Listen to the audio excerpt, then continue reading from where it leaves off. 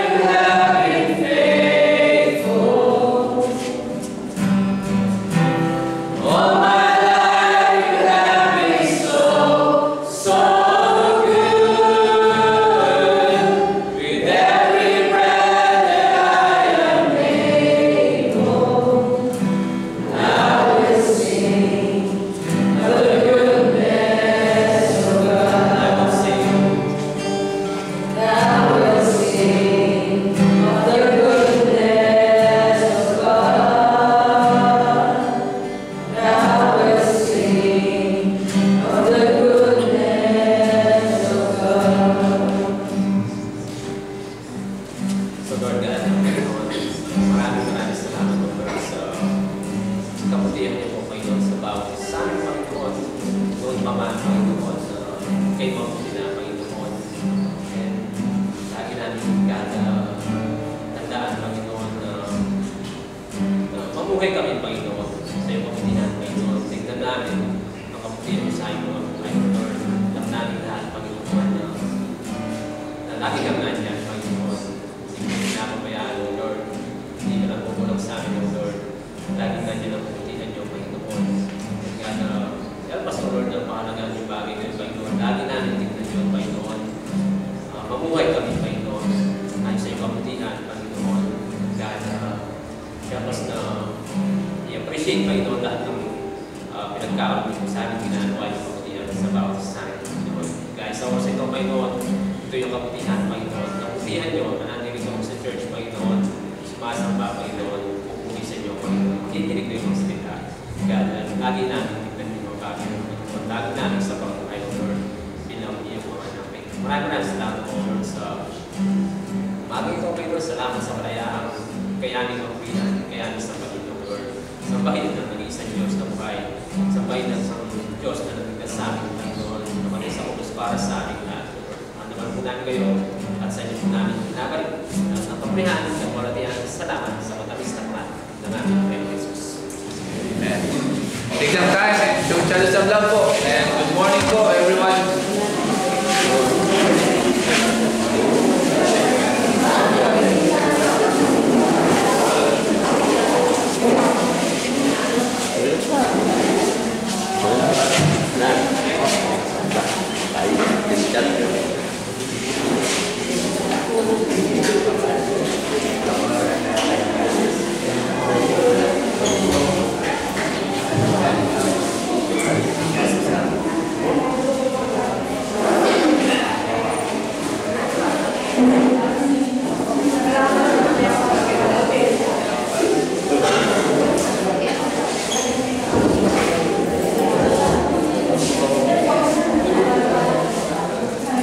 Again po, magandang umaga.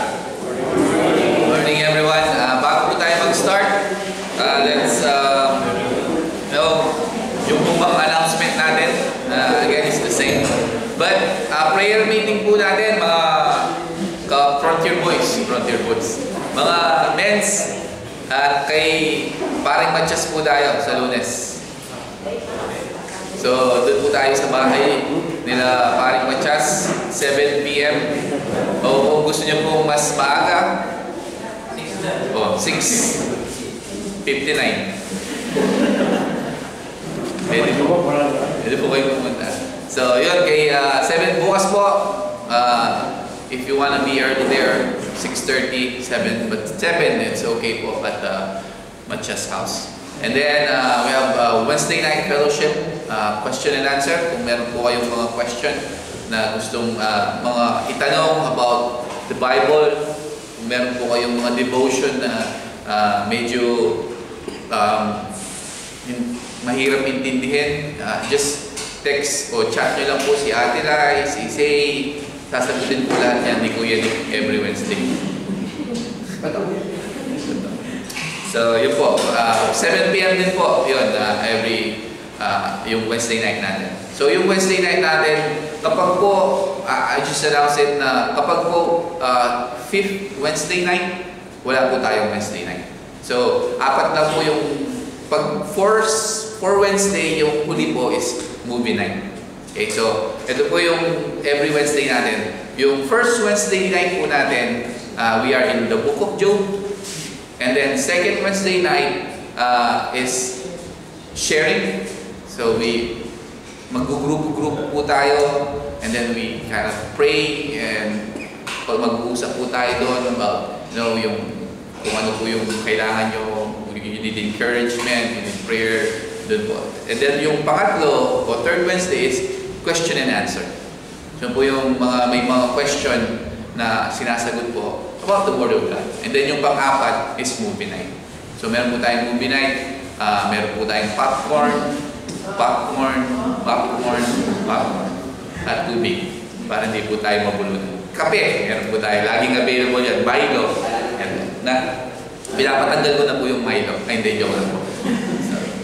So yun po. And then, kung meron pong 5th Wednesday, wala po tayo, it's canceled. So, every 5th Wednesday lang po yun. But, 4 po lagi yung Wednesday na natin. So, yun lang po. And then we have the girls, the ladies prayer meeting to be announced dun sa group chat nyo na lang po. And then we have Sunday service. And ladies, next Sunday pa po yung ladies fellowship or ministry. Okay, let's start. If you have your Bible, please turn to Ephesians chapter 2, verse 11 to 13 lang po tayo ngayong umagang ito. Ano po natin, title natin, Brought Near by the Blood of Christ. So let's pray.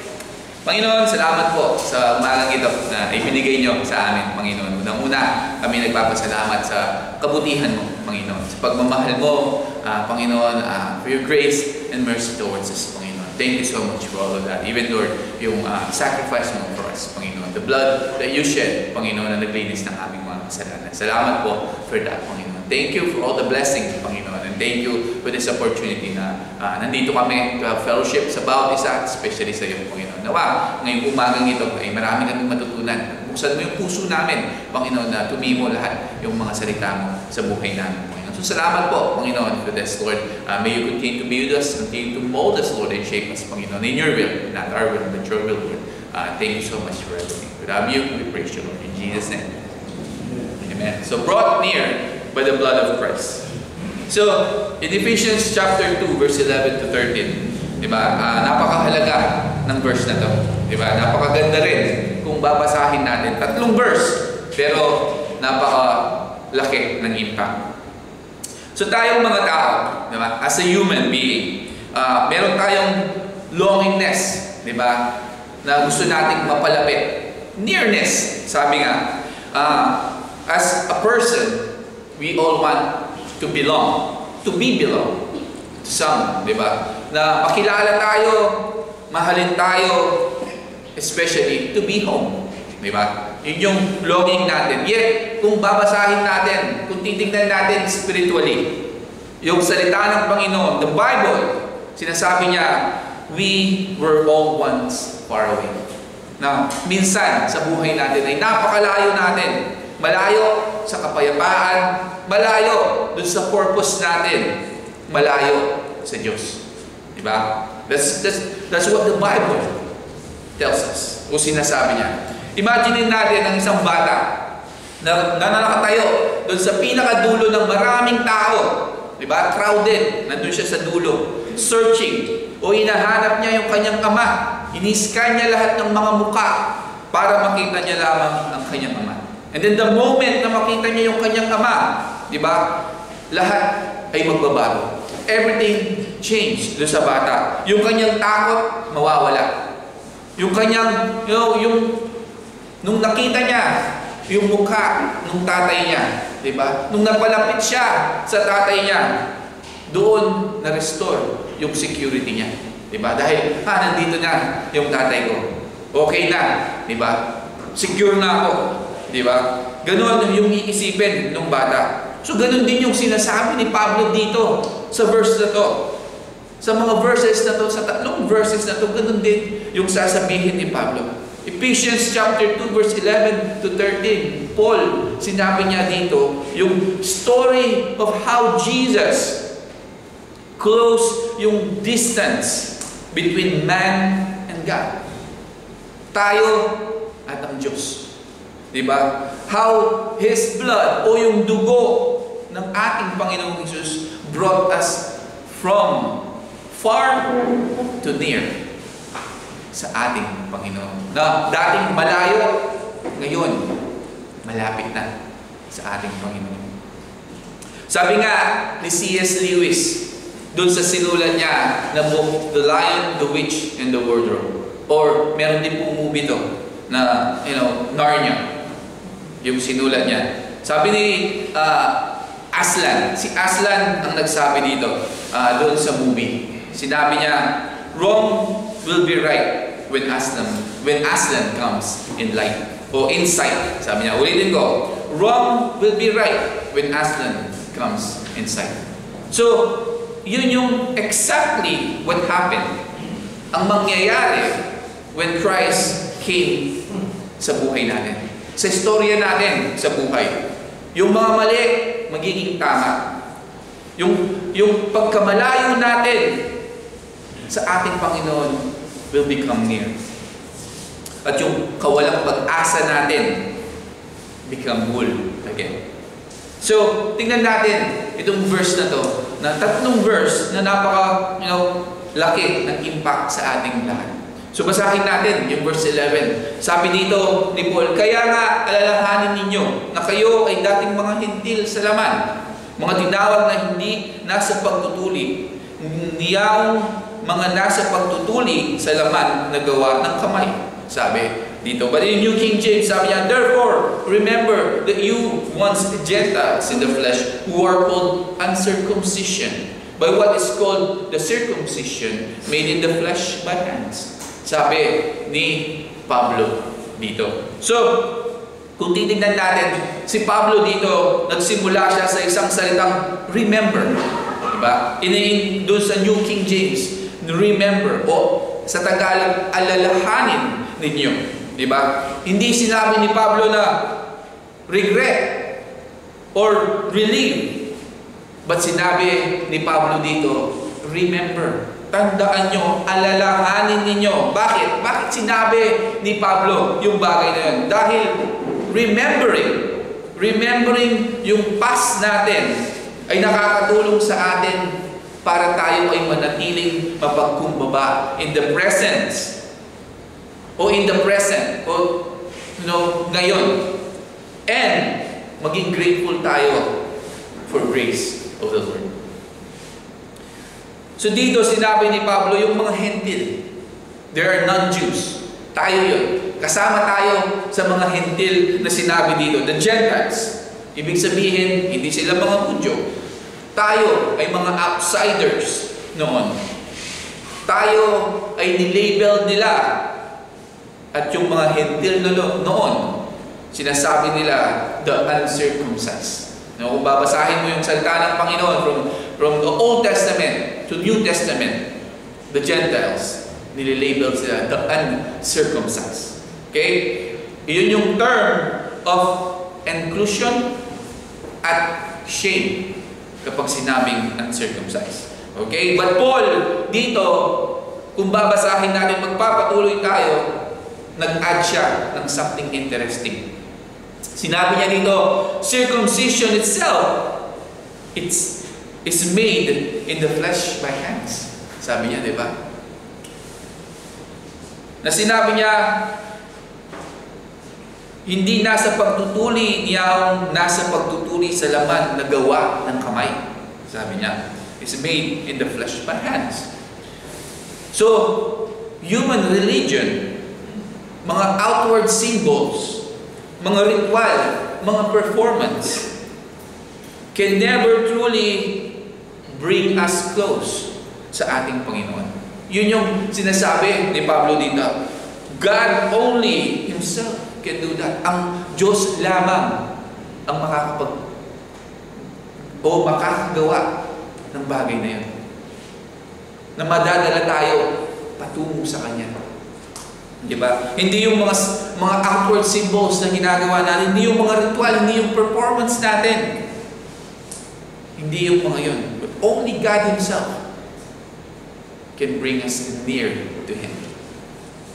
Sabi nga in Samuel chapter 16 verse 7, man looks on the outward appearance, but the Lord looks at the heart. Sabi niya dito in 1 Samuel 16:7. So, ang ating Diyos, hindi siya nai-impress dun sa mga religious na panlabas natin.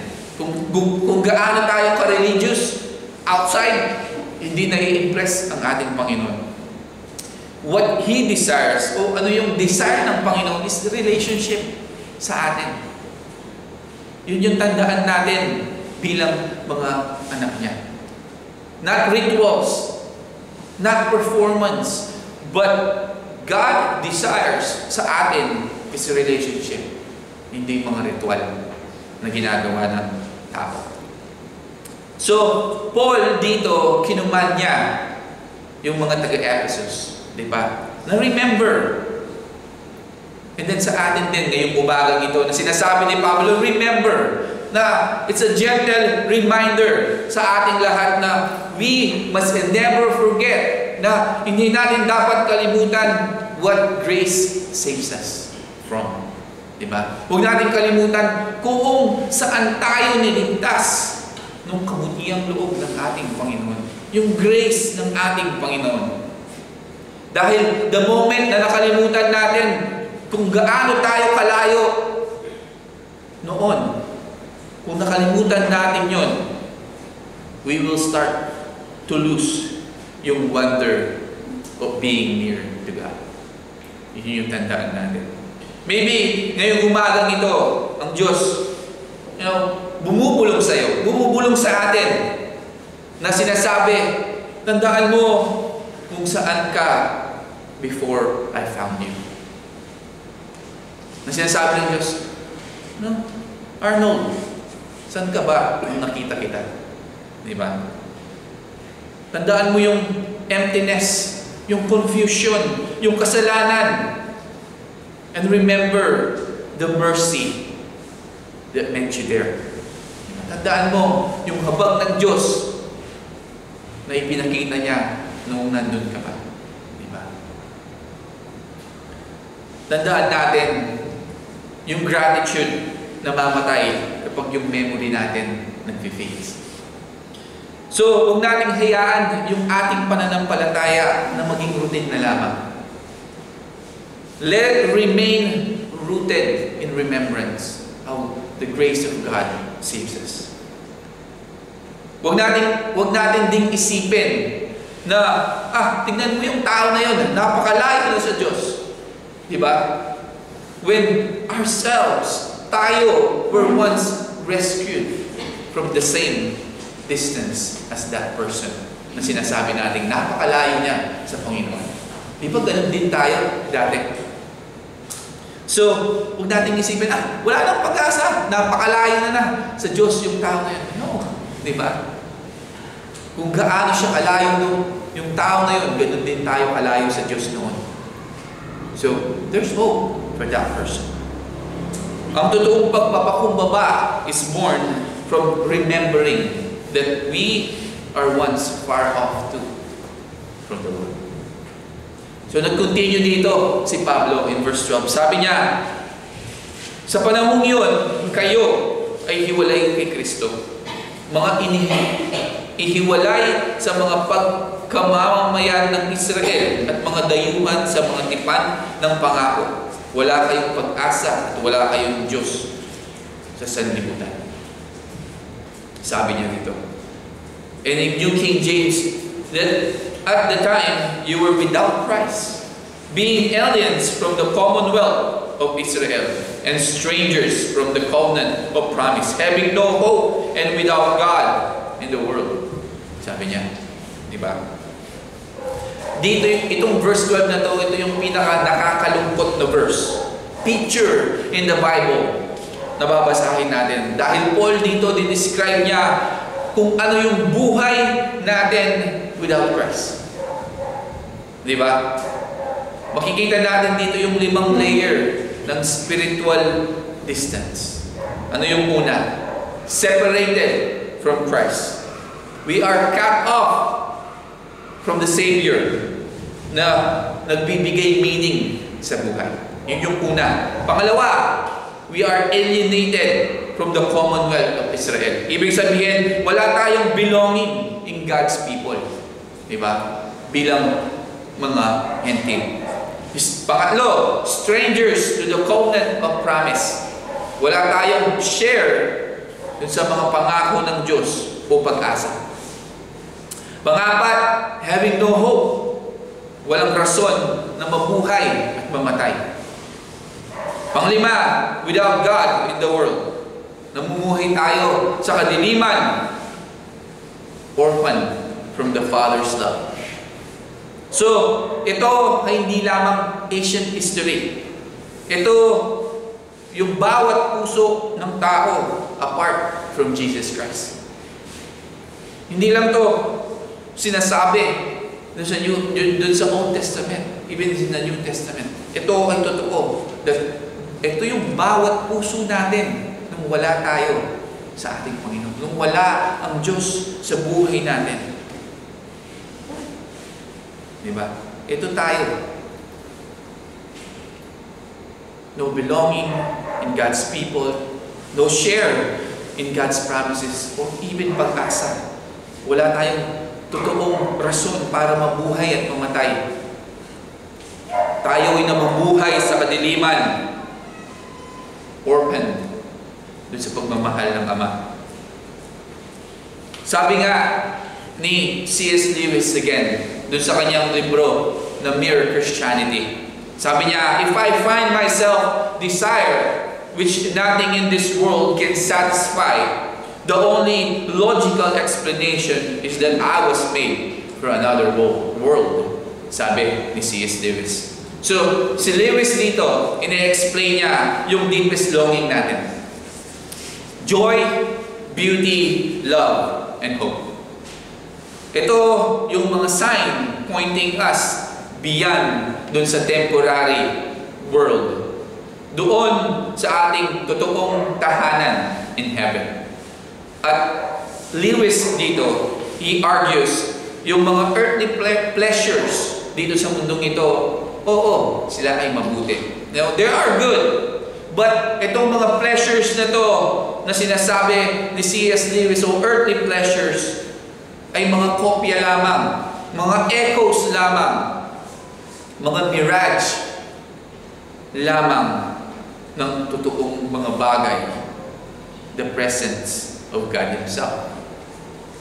So, yung longing natin na ating nararamdaman dito sa buhay natin, yung emptiness na sinasabi natin na wala na yata makakapuno dito sa emptiness na nararamdaman ko, but it's the echo of Eden. The ache for nearness sa ating Panginoon. Sabi nga in Isaiah chapter 53 verse 6, all we like sheep have gone astray. We have turned everyone to his own way.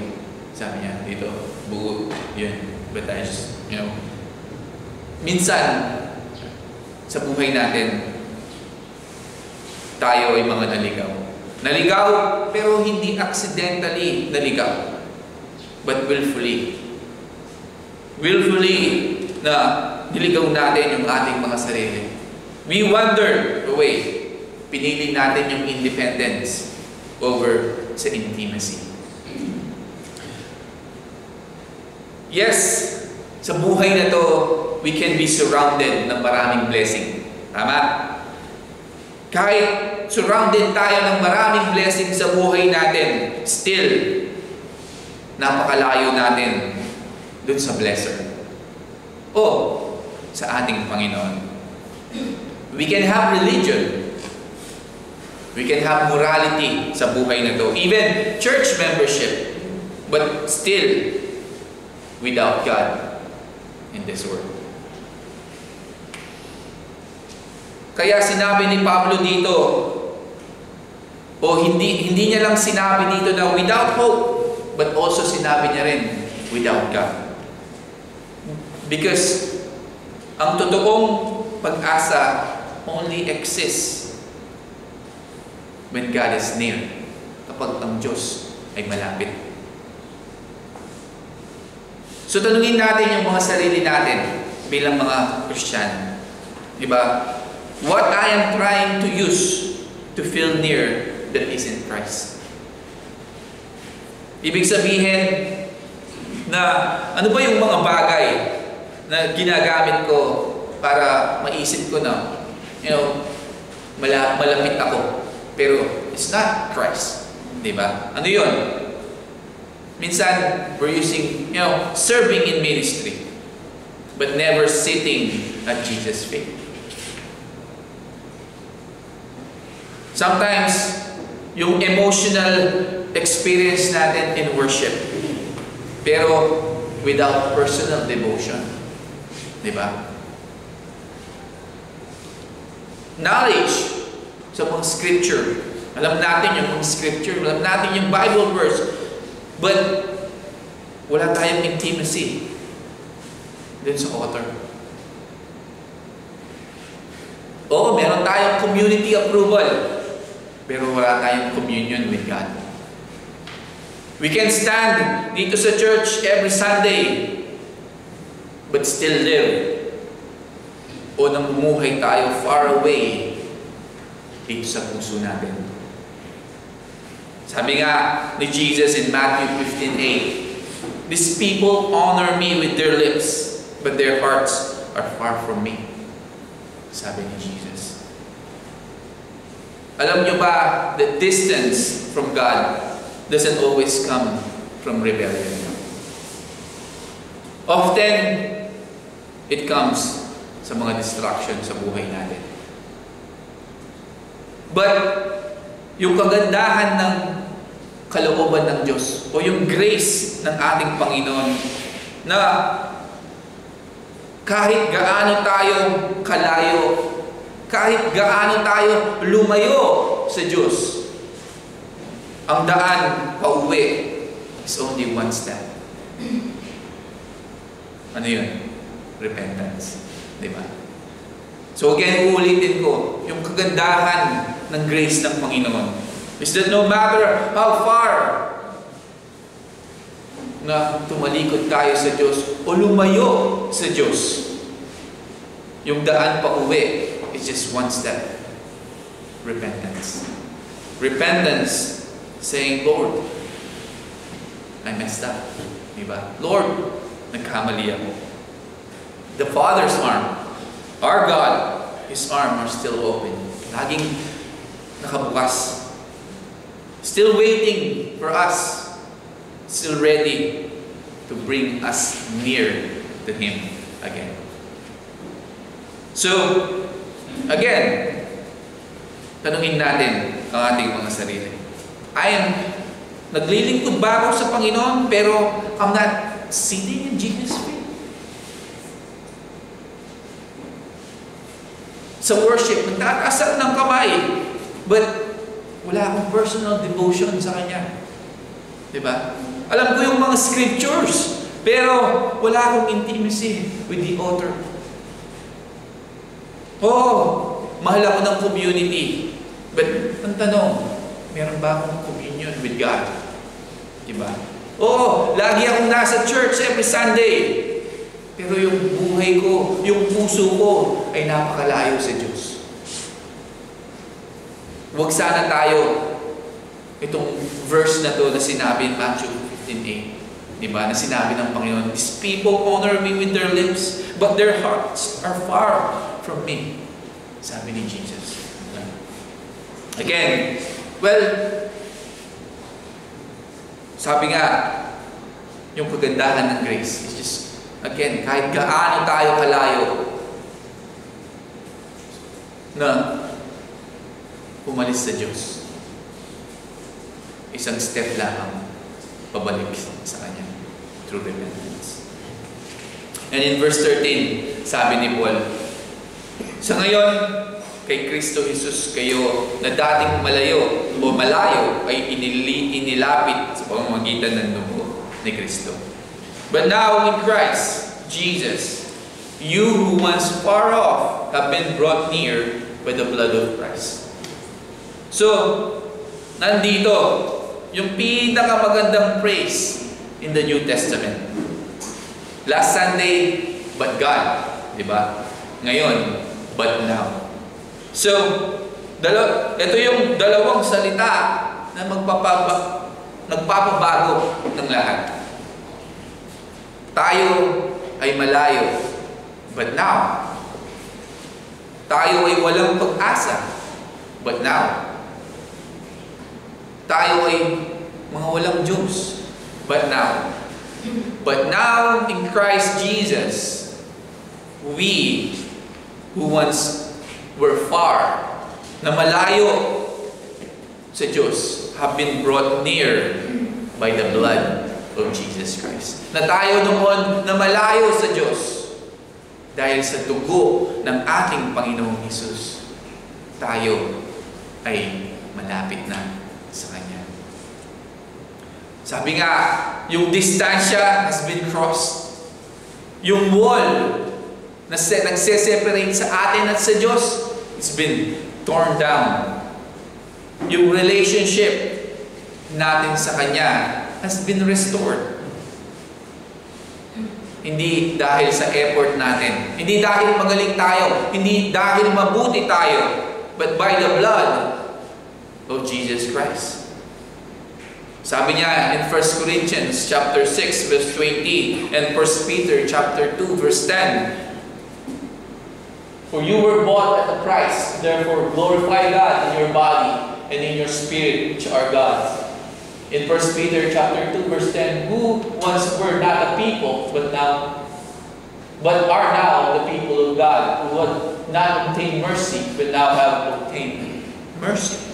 Sabi niya. So the blood of Jesus, hindi lang ito pagpapatawad dun sa mga past na buhay natin. Ito ay isang fellowship para sa atin here in this present life. Hindi lang tayo merely forgiven, but tayo ay binitbit niya pabalik sa ating Ama. Diba? He carried us patungo sa ating Ama. So isipin natin yung salitang brought near, di ba? Hindi tayo umakyat, hindi natin in-earn, we didn't reach for that. We were brought. Dinala tayo. Jesus Christ carried us home.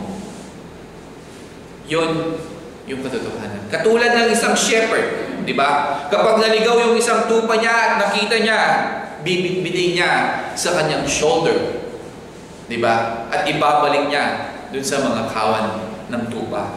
Jesus Christ is the same thing.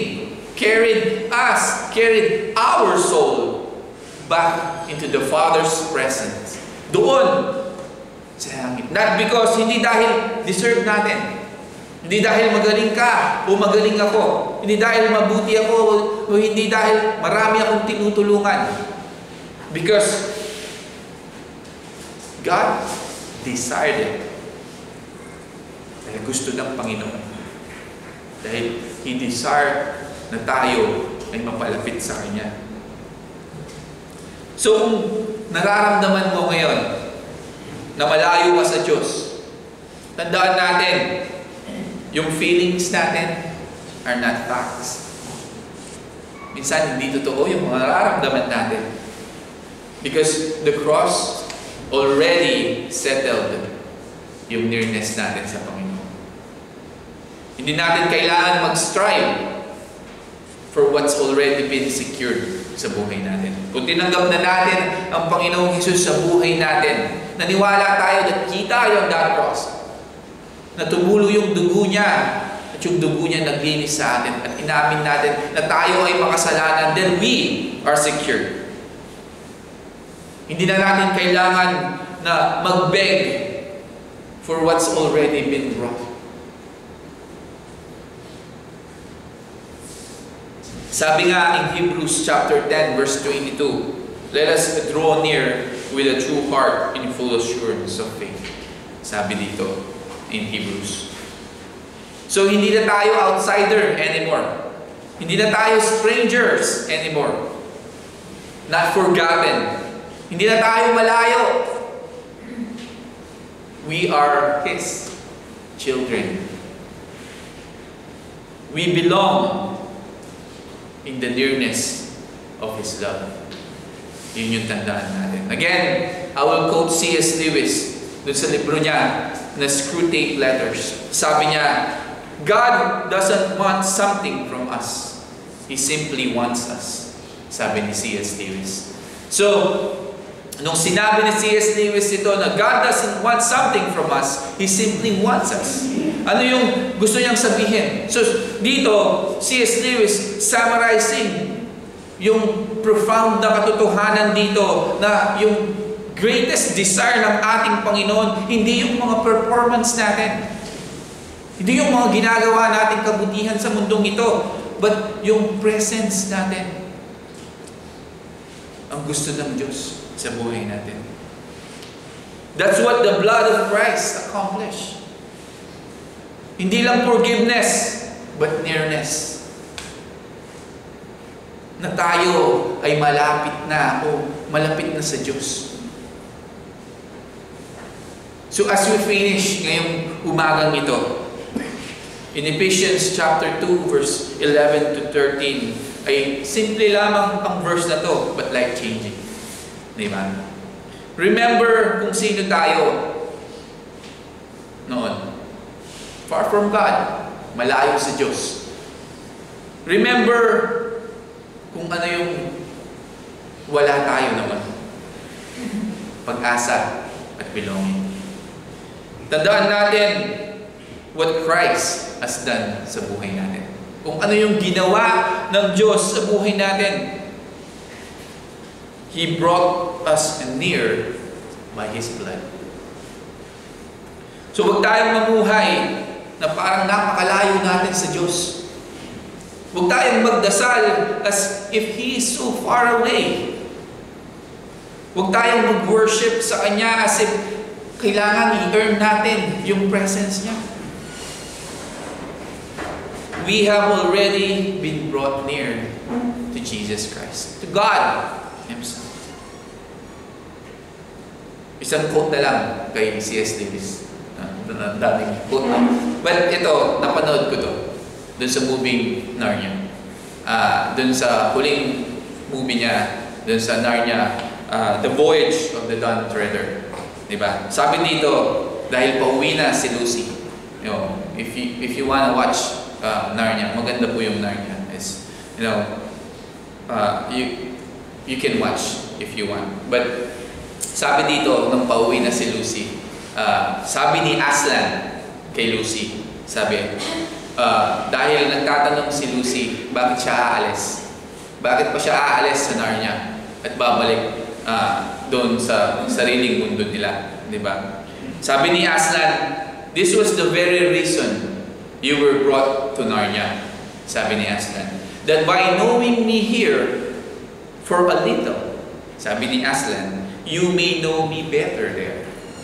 Sabi ni Aslan kay Lucy. So, mga kapatid, you know, yung sinabi ni Aslan na yun yung story of redemption. We are brought, or we were brought near dito. Di ba? Na namatay ang ating Panginoon, tinanggap natin siya, we brought near to God dito sa mundong ito. So that one day, isang araw, we may be forever near there in heaven. In the presence of the one who loves us enough to close the distance Himself, Jesus Christ. So,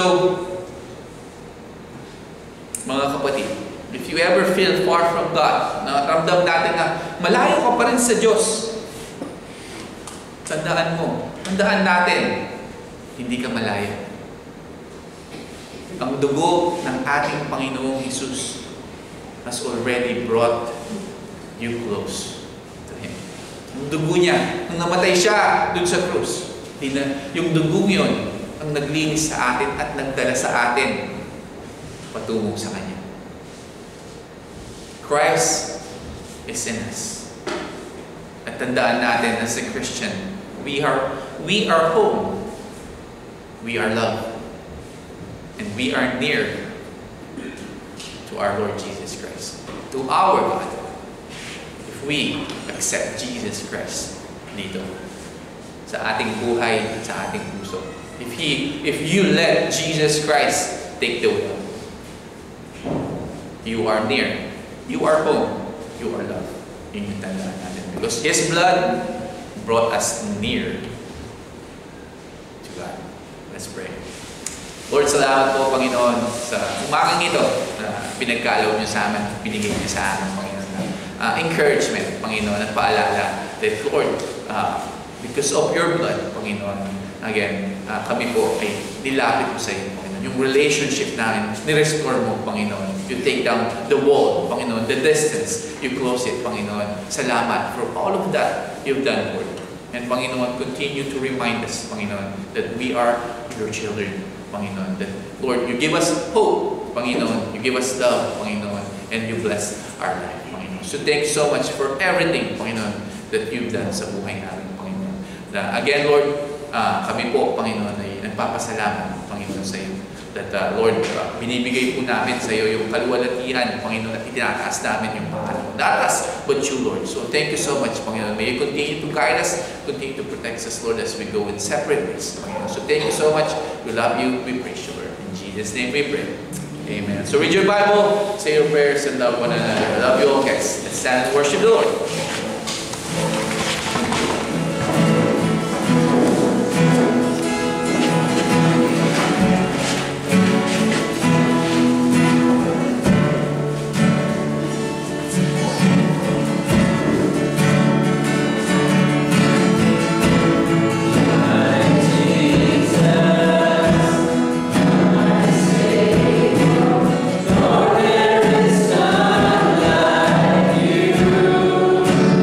All